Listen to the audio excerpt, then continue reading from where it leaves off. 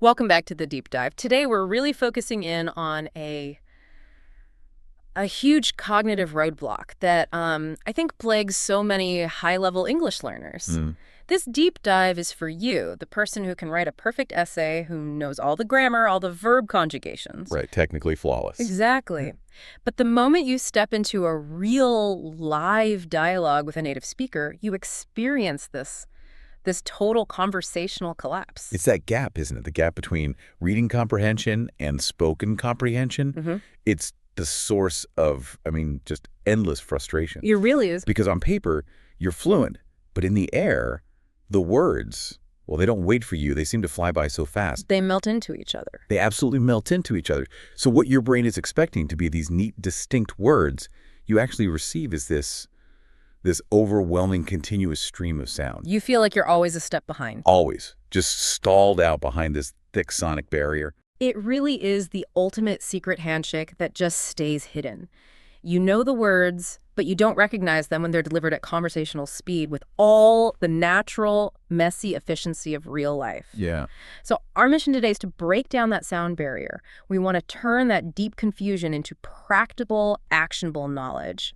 We want you to understand the why behind all the speed and the ambiguity. I think we have to start with the core, the foundational shift in mindset. Okay. The big secret here is that the solution is not just memorizing more vocabulary or spending more hours flipping flashcards. That's the default, isn't it? Just more words. It's the default for the written word, Yeah. and it works there. But spoken language Yeah. it's just far more complex. It's a holistic tapestry. A tapestry, I like that. To truly comprehend a native speaker, you have to understand the music, the rhythm, the sound. You have to decipher the implied cultural cues, and you have to rapidly process all the meanings that exist beyond the literal vocabulary. So it's a multi-layered challenge. It is. And it requires a holistic approach to solve. Okay, so let's unpack this. Let's provide a map you can actually follow. We're structuring this deep dive into 4 key areas. Mhm. First, we're going to tackle the immediate difficulty, decoding the sonic landscape. The actual sound, the speed, the rhythm of English, and, why it's so tricky. Right. Second, we'll move into what we're calling the hidden meanings. So the figurative language, the idioms, the slang that native speakers just deploy instantly. Then third, we'll dedicate some real time to the cultural context. This is all the unwritten rules of conversation, the nonverbal cues that can tell you more than the words themselves. And finally, we'll provide you with a concrete active toolkit. So the specific strategies, the focused practice techniques you need to train your ear and your brain to not just hear, but to genuinely understand. Let's get into it. We have to start with the sound itself because that is, I think, where comprehension breaks down first. Almost as always. You know a word perfectly well when you read it on a page, but then someone from, say, Dublin or New Orleans speaks it, and suddenly the acoustic shape of that word is completely unrecognizable. That is the immense challenge of what we call phonetic variability. Because English is a global language, it exists in this truly incredible kaleidoscope of accents and dialects. Right. And many advanced learners, they're highly successful at mastering one type of English. Maybe it's that highly standardized general American accent you hear in U.S. movies. Or the BBC-received pronunciation, Yeah. the standard R8. Exactly. Those polished, predictable versions are usually what you get in the classroom. They're the foundation. They are. But the moment you step outside of that carefully controlled environment and you encounter anything else, a strong regional accent, a fast speaker, an international variation, it can just sound like unintelligible static. So your brain has been trained on one font, and now it's being shown cursive. That's a perfect analogy. It's being shown cursive, bold, all caps, and it simply can't process that deviation fast enough. I think we need to get specific here, beyond just general sound differences. Let's talk about the technical sounds that cause the most trouble. The R sound, for instance. That's one that immediately trips up listeners depending on where the speaker is from. It is a critical tripping point, and it's based on a distinction between what linguists call rhotic and non-rhotic speech. Okay, break that down for us. In rhotic accents, which is most American or Canadian English, you pronounce the R sound after a vowel. You hear that R very clearly in words like car, hard, or worker. The sound is physically there. It is physically present, but if you, the learner, are used to a rhotic accent, and then you encounter a non-rhotic speaker, maybe from England or Australia or South Africa, what happens? The R disappears. It just vanishes. In non-rhotic speech, that R sound at the end of a syllable is gone. So the word car becomes ka, Hard becomes hard. And worker becomes worka. Exactly. So if your brain has been trained to relying on that R sound to complete the word, and that sound is now completely missing, you can genuinely fail to recognize the word. Because the core shape of the word has changed. It's changed drastically. And that missing acoustic information can just derail your comprehension instantly. And it's not just the R. The T sound seems to be a real chameleon, depending on the speed and the region. The T sound is incredibly dynamic. Let's take the word water. In general American English, especially in casual, rapid speech, that T's often becomes what's called a quick flap. It sounds to the learner more like a D, so waiter. Right, waiter. But in standard British English, you might hear a clearer, crisper T sound. But then we hit the advanced challenge, the highly regional and fast speech element, the glottal stop. Oh, the glottal stop is an absolute killer for anyone who's relying on spelling. It is. It's a sophisticated challenge, really common in certain fast-paced urban accents, like in parts of London, but it's also present in regional American dialects, too. So what happens? The T sound, particularly at the end of a word like what, or it, or butter, it completely disappears. It gets replaced by a quick glottal, stop a momentary closure or catch in the back of your throat. So what just sounds like what? Or butter becomes buyer. Precisely. So if you, the learner, are listening for a crisp, spelled-out T sound, the letter you learned, and what you get is nothing but a brief silence or a catch in the voice. Your brain gets incomplete information. Or just confusing information. You're trying to decipher a sound that simply isn't there based on this mental image you have from the spelling. Which is why, as you said, trying to understand spoken English by relating it back to the written form it's fundamentally a losing strategy. It is. And then you combine that phonetic variability, the disappearing R's, the glottal T's, the flapping D's, with the obvious lexical differences. Right. We joke about lift versus elevator, but these regional vocabulary differences are constant. They're insidious because they're simple, common words. You ask for French fries in the U.S., but that's a request for chips in the U.K. A U.S. cookie is a U.K. biscuit. So if you don't have that secondary regional vocabulary ready for instant retrieval, you're missing literal pieces of the conversation. Exactly. Pieces the speaker just assumes are universally known. So given this huge variety, the advice is to build an auditory portfolio. But if I'm already overwhelmed by one accent, isn't targeting one accent first just setting me up for failure later on? That's a fair concern. The reality is you need both. You need target practice and generalization. We'd recommend targeted exposure first if you have immediate social or professional needs. So if you work with a team in Dublin, You absolutely should dedicate time to Irish media podcasts, movies, news. This gives you a baseline for the phonetic rules of that specific accent. It builds immediate relevance, and you start to predict those sound shifts. so you match your immediate listening practice to your needs, but that's just the first step. Right. For overall comprehension, for true fluency, you have to diversify. If you only ever listen to that one standardized RP accent, the moment you hear something else, your system just breaks. It's like training an AI model. It's exactly like that. You need broad, varied input to train the brain to generalize the rules of English sound. You need exposure to US, UK, Australian, Canadian, South African speech. This effort ensures that when you encounter a new accent, it's not unintelligible noise. It's just a variation on a theme. A variation your brain already knows how to process. The real work is in the exposure, not the analysis. That distinction is crucial. But no matter the accent, we have to tackle the infamous speed problem, which is the realm of connected speech. You called this the single biggest hurdle, and I want to dive into why this happens mechanically. It is the absolute core of the comprehension problem. The learner is looking for isolated, clean words, like in a textbook. But that's not what they get. No.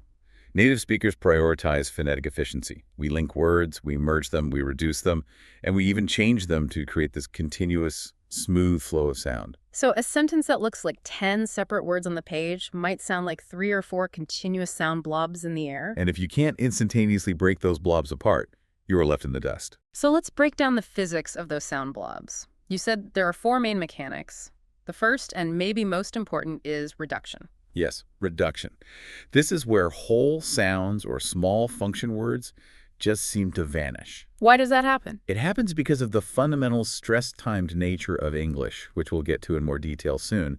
But basically, since we only stress the important words, the nouns, the main verbs, all the little function words in between. The prepositions, articles. Prepositions, articles, auxiliary verbs.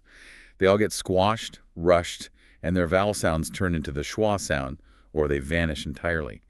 They aren't important for the core message, so they are acoustically deprioritized. The classic examples are, going to becoming gonna or want to becoming wanna. Those are almost universally known now. They are, but the truly tricky ones are the common phrases that completely fuse together, often across word boundaries. Did you rarely sounds like two distinct words. It sounds like did ya. Or what do you becomes wadaya. Exactly. If the learner is still processing the full spelled out three-syllable what do you, the native speaker is already several words ahead. That inherent cognitive lag created by translation is just deadly to comprehension. Okay, that's reduction. The second mechanic that makes everything sound smooth is linking, or catenation. Linking is what's necessary to make speech sound continuous rather than choppy. It happens when a word ends in a consonant sound, and the very next word starts with a vowel sound. So to maintain airflow. To maintain airflow, the final consonant sound simply jumps over to the beginning of the next word. So pickup becomes phonetically pike up, or a phrase like in the end sounds like eine end. Precisely. A very high-frequency example you hear constantly is cup of tea becoming cup of tea. And that's not lazy speaking. Not at all. It's the most physically efficient way for your mouth and voice box to work. You don't halt the airflow between words. You maintain a smooth, unbroken stream of sound. Now, assimilation is where it gets really technical. The sound doesn't just link, it actually changes its identity to become more like its neighbor. Assimilation is fascinating because it shows linguistic change being driven by physiology.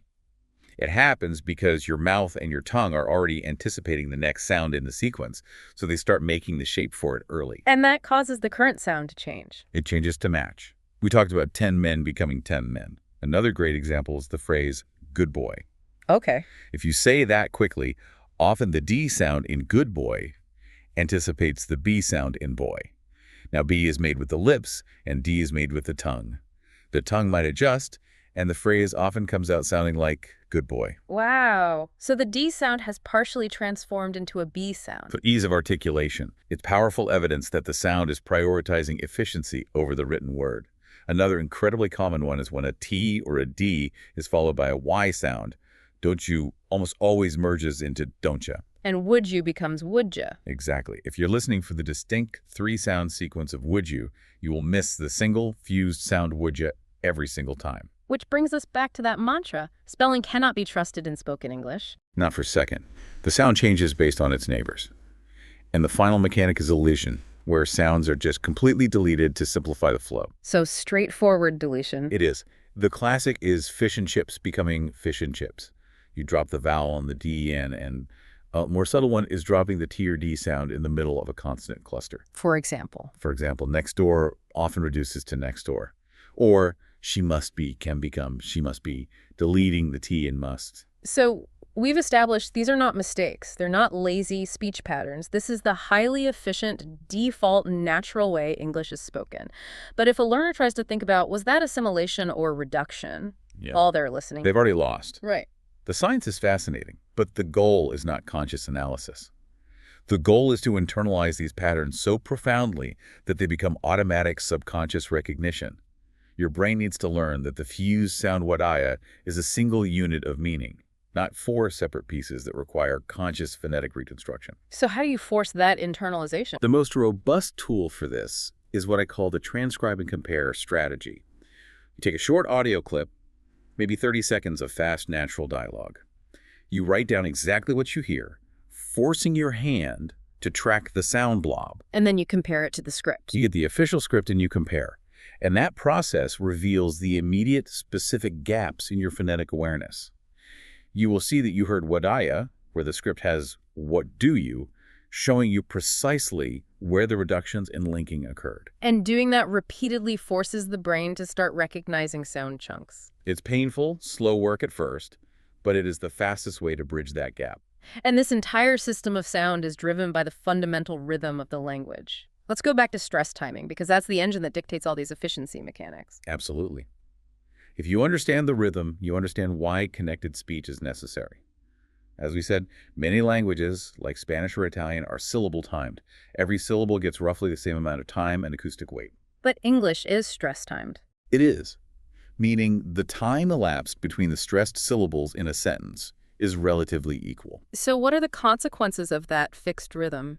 The consequence is that all the important words, the nouns, the main verbs, the descriptive adjectives, those get stretched out. They're spoken clearly, given maximum acoustic prominence because they carry the message. Right. Conversely, all the little grammar words that fall in the spaces between those stressed beats, they must be rushed, compressed, and reduced to fit into that fixed time slot. Ah, so the language is literally designed to make the unimportant words fade into the background. The perceived speed isn't just someone talking fast. No, it's the language's efficient compression mechanism in action. It's a rhythmic necessity. If you can consciously shift your focus to the rhythm, it becomes a powerful insight for comprehension. You stop trying to hear every single word and start prioritizing the stressed ones. And stress placement can be the sole difference in meaning, even for a single word. Oh, definitely. Think of the word address. If you stress the first syllable address, it's a location, a physical spot. But if you stress the second syllable address, it's a verb, meaning to speak to someone or to deal with a problem.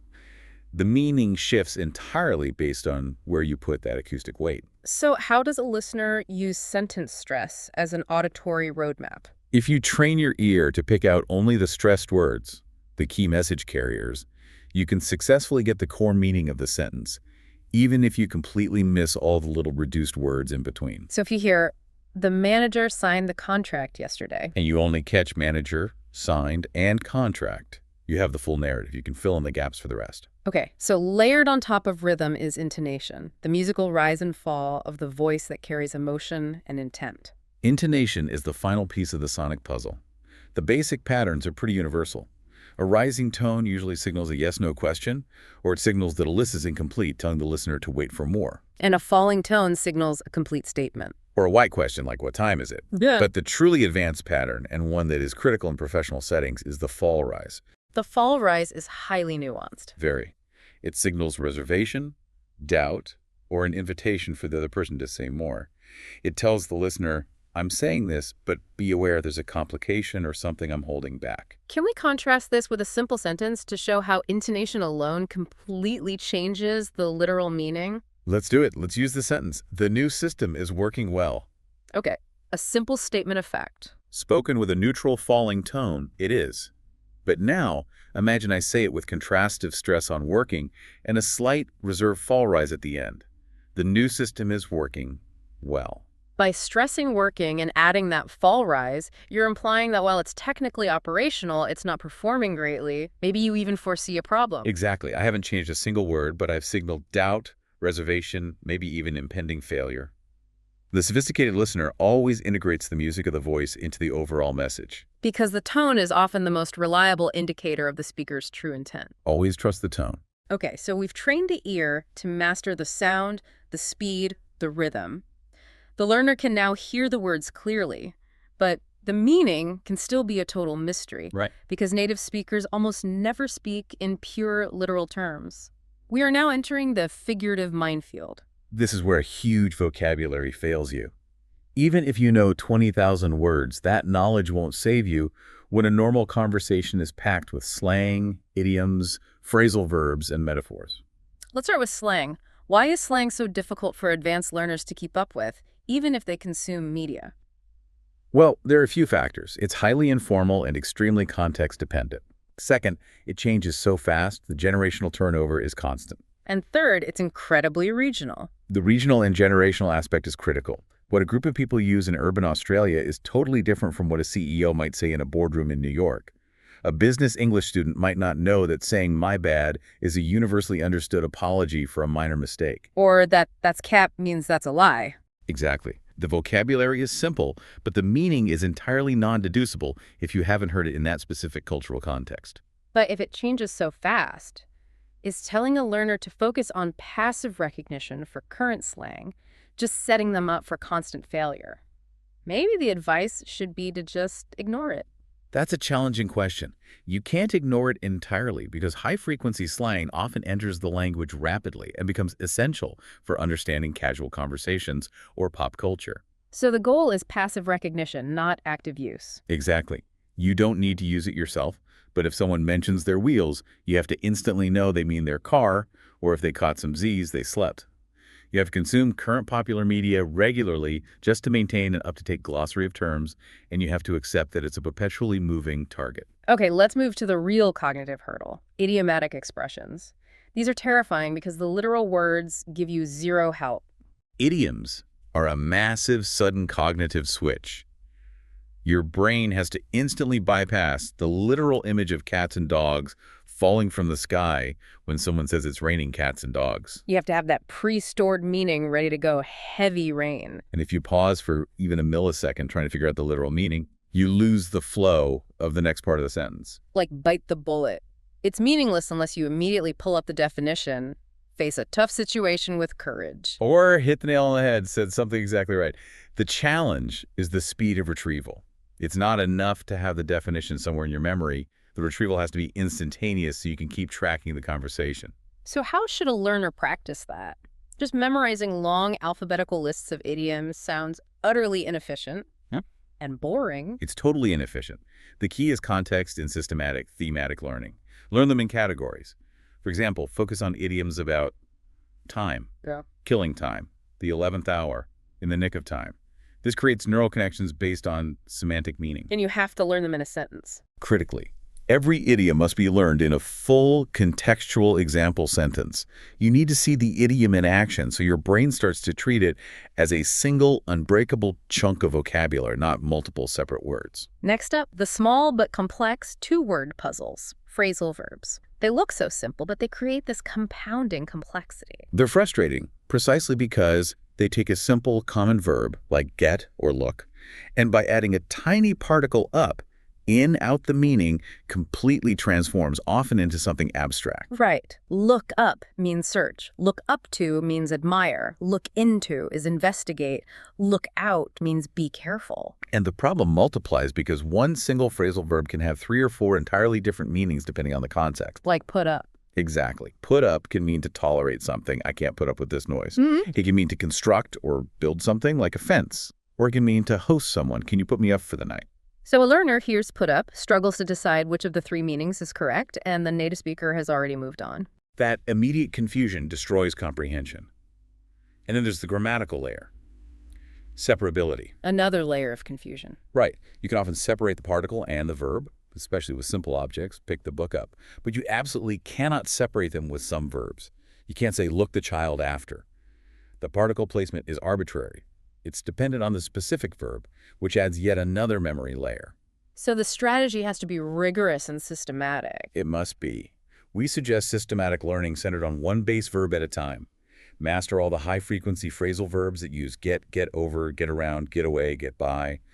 Internalize their different meanings in grammar, then move to the ones that use take. This approach creates meaningful groupings that accelerate learning far better than random exposure. Beyond fixed phrases, we have metaphors and similes, which require understanding an abstract connection between 2 unrelated things. Similes are the easier type because they use the explicit linking words like, or as busy as a bee. The comparison is stated. But metaphors are trickier. They are, because they assert that one thing is another. The budget is a runaway train. The listener has to quickly figure out the shared quality. Lack of control, high speed, potential disaster. If you don't calculate that abstract connection instantly, you miss the emotional and descriptive force of the statement. All of this non-literal language leads to a broader point about register and tone. It's not just what you say, but how you say it and in what context. Register is the linguistic matchmaker. It ensures your language aligns with the situation. If you're presenting complex data to a board of directors, you use a formal register. You avoid contractions and slang. But if you're talking to colleagues at lunch, you use a casual register with simpler syntax and more reductions. Using the wrong register, like speaking in overly formal academic language during a relaxed social gathering, makes you sound stiff, awkward, and culturally distant. And tone is the emotional layer, which signals sincerity, excitement, or, most commonly, sarcasm. Tone is carried entirely by intonation and pace. This is where the music of the voice overrides the words. A speaker might say, that was an efficient use of our time, but if their voice is slow, drawn out, and flat. The sophisticated listener instantly knows the real meaning is, that was a complete waste of time. The golden rule here is inescapable. The sophisticated listener always trusts the tone over the literal vocabulary. So, we've covered sound, and we've covered hidden meaning. Now we move into the truly unspoken secret of advanced comprehension, the unspoken code, the cultural rules that dictate how all of this language gets used and interpreted. We use language as just one tool in a vast nonverbal system. This is where nonverbal communication, body language, facial expressions, gestures becomes absolutely critical. And native speakers process this stuff instantly. Instantly and unconsciously. It provides this rich layer of meaning that either confirms or contradicts the words being spoken. Yeah. And these cues are deeply, deeply culturally specific, which makes them very hard to learn from a textbook. Right. We often focus on obvious things like eye contact, but what about the subtle differences? Think about proxemics, the study of personal space. In professional American or British culture, standing too close to someone during a conversation can feel aggressive or overwhelming, even if your English is perfect. You might be putting someone on the defensive without even intending to. We also rely on subtle nonverbal cues related to time, chronemics. Chronemics is huge, especially in global business. In certain cultures, showing up exactly on time signals respect. In others, a little bit of lateness might be expected and culturally normal. If a native speaker interprets a consistent behavior like being 10 minutes late to every casual meeting as a sign of disrespect, That judgment immediately colors their interpretation of every word you say. exactly, and that's just the body. We also have paralanguage, the way we use our voice beyond the words themselves. Volume, speed. Volume, speed, vocal quality. Speaking loudly in some cultures signals passion and sincerity. In others, it's considered rude or aggressive. Speaking too fast can signal nervousness, while speaking too slowly can signal boredom or a lack of confidence. So a truly skilled listener is constantly triangulating. Yes. They are cross-referencing 3 streams of data simultaneously. What are the words saying? What is the body language saying? And what is the paralanguage, the volume, the speed, the tone telling me? And the golden rule, when there's a contradiction between those 3 streams, You always trust the nonverbals. If a person says, I can absolutely manage that project, but their shoulders are slumped, their eyes are darting around, and they're avoiding eye contact. the true message is, I am deeply overwhelmed and doubtful. It is. A great piece of practice advice here is to watch a movie scene on mute. Just focus on the actor's body language and facial expressions to figure out the context, then rewatch it with sound to see how accurate your nonverbal reading was. That's fantastic practice. Now let's transition to the structure of the conversation itself, the dance of dialogue, particularly turn-taking. Turn-taking is governed by incredibly subtle signals that native speakers just pick up automatically. It could be a slight drop in the speaker's pitch, a noticeable slowdown in their speech. Or even just taking a deep breath. Exactly. The intake of a deep breath that signals they're ready to finish their thought. You have to learn to spot those tiny moments to successfully jump into the conversation smoothly. And interrupting is highly culturally dependent. If you miss those subtle cues, you risk talking over someone, which is seen as disrespectful in many professional English-speaking contexts. Very much so. But there are also differences in how people manage disagreement. In formal American or British professional settings, direct refusal is often softened. Instead of saying you are wrong, a speaker might say, that's an interesting perspective, but have you considered? Using softeners to maintain politeness? Exactly. Learners need to be fluent not just in the grammar of disagreement, but the social customs of it. But one thing that is universally necessary is back-channeling.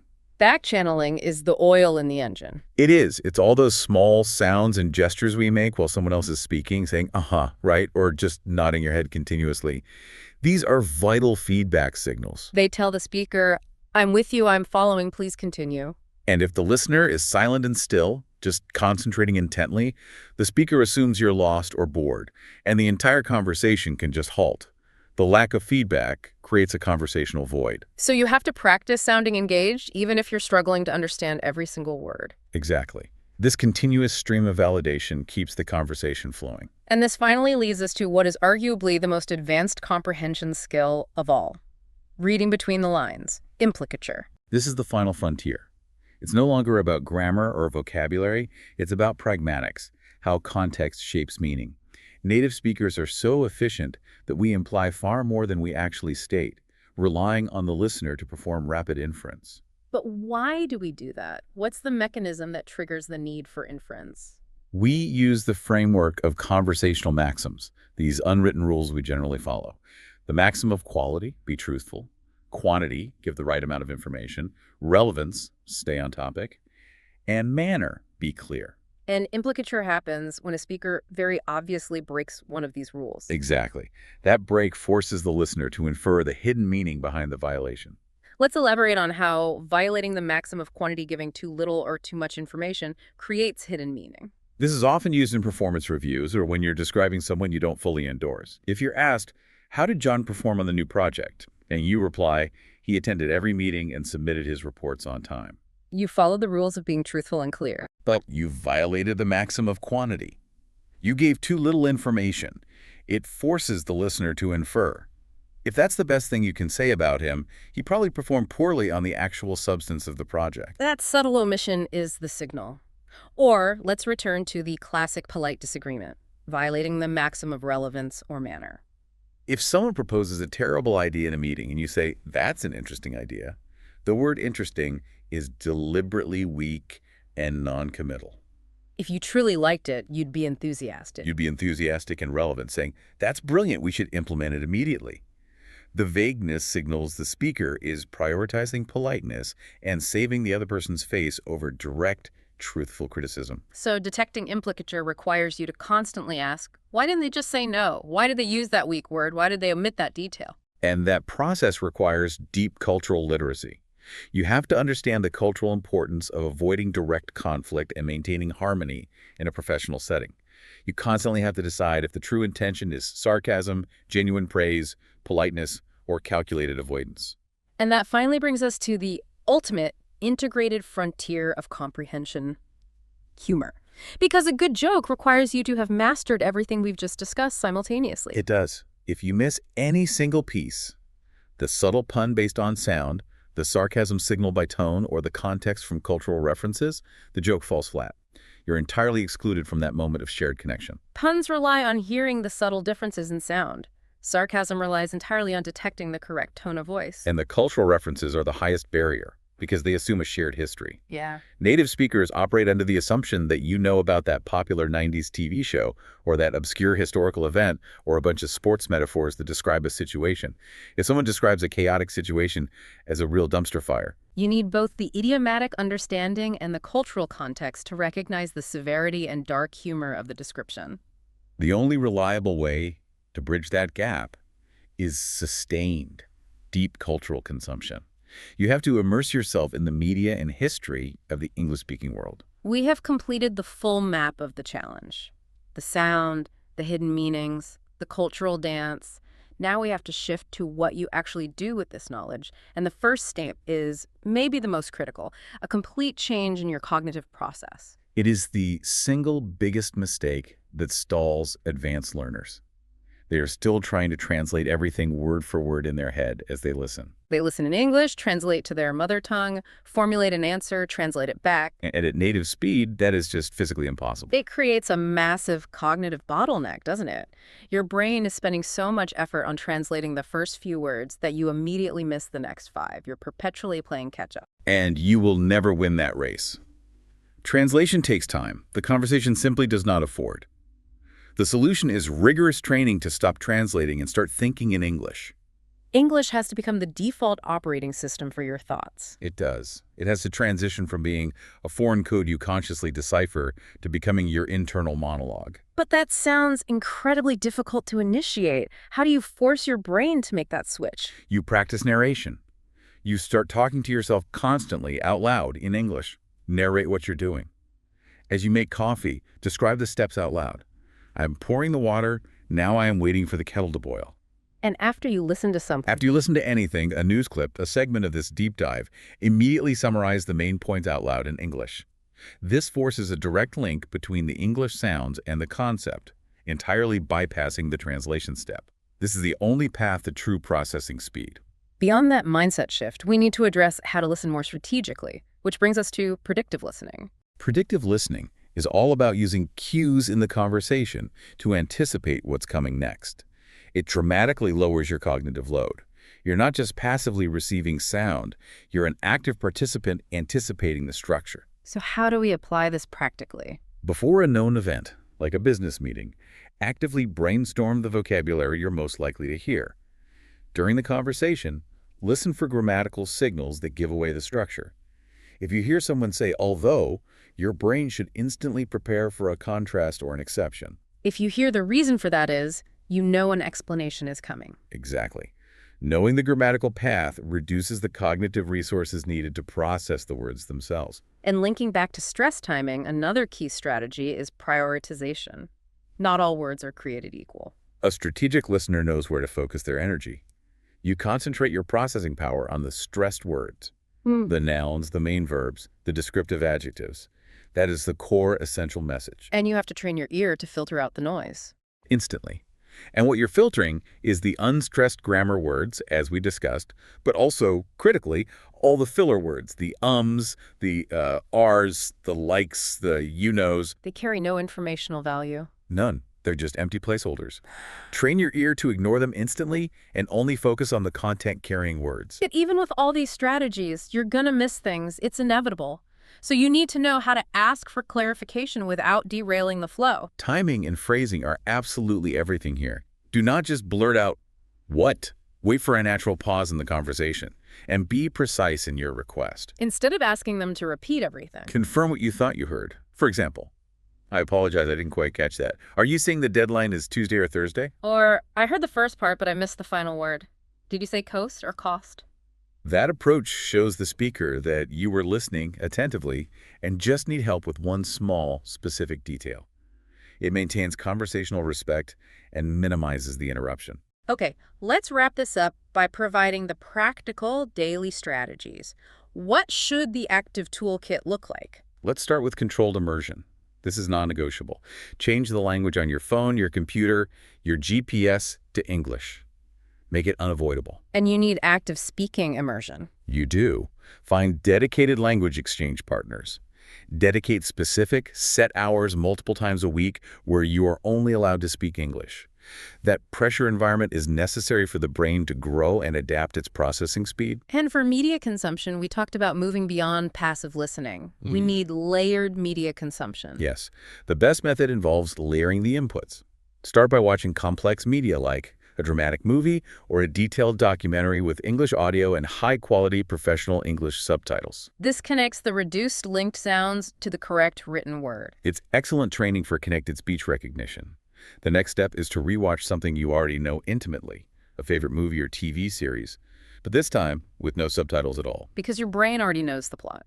It frees up processing power to dedicate solely to decoding the complex audio, rhythm, and tone. Knowing the story is your safety net. And finally, let's detail the technique of shadowing. This sounds incredibly powerful for bridging the ear-to-mouth connection. Shadowing is a crucial strategy. It forces you to internalize the physical motions of native speech. You pick a short clip, maybe 30 seconds to a minute, and listen to it once. Then you play it again, and you speak along with the speaker, just a fraction of a second behind them. And the goal isn't just to say the words, it's to copy the music. That's it. The goal is to copy everything. The rhythm, the pitch, the exact reductions, the linking, the speed. It feels awkward at first, but it's one of the fastest ways to build muscle memory for the natural cadence of the language. It trains your mouth and ear simultaneously to work at native speed. And the final tool in the kit, the one that closes the feedback loop, is recording yourself.